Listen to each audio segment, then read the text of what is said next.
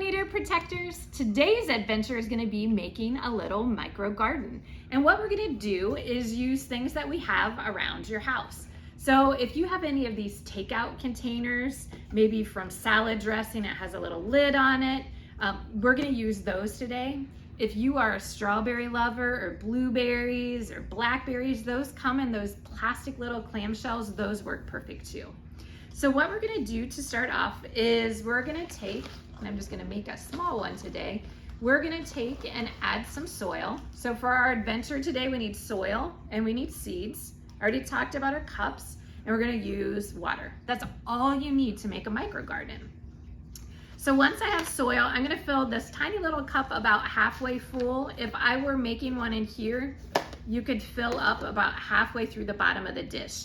Now, if you're afraid you're gonna overwater, seeds can't swim like we can, so we have to be careful not to add too much of a good thing. So too much water makes the seeds rot. So my soil is already a little bit moist, but we'll spray it with the spray bottle to just add some more water when we get done. But if you're nervous that you might try to make your seeds swim, have your adult pollinator protector poke some holes. Or again, use one of the strawberry containers or berry containers because they already have tiny little holes in the bottom.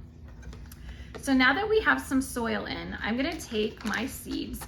I'm using just a salad mix because when I get done, I wanna have lunch.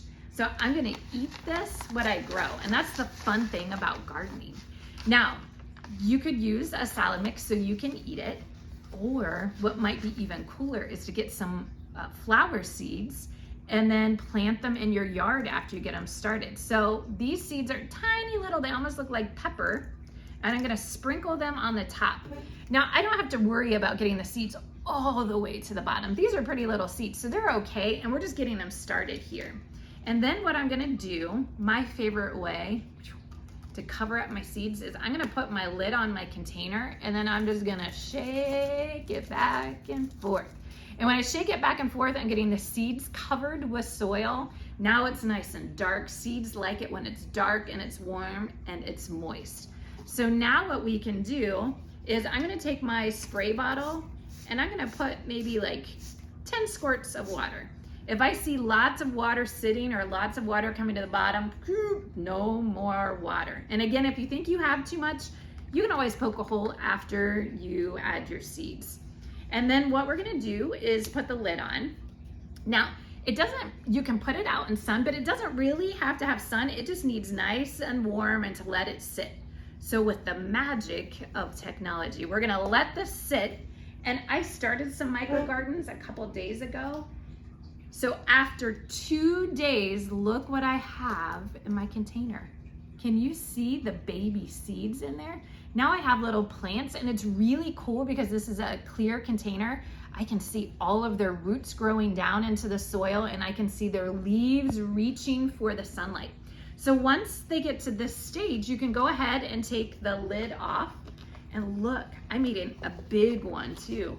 And I'm gonna have lots of mixed green salad mix to eat and to share with my other pollinator protectors. So these are little micro gardens. Again, by a week, they're gonna be growing like crazy, and you'll be ready to share with your pollinator protector parents and your friends and the neighborhood.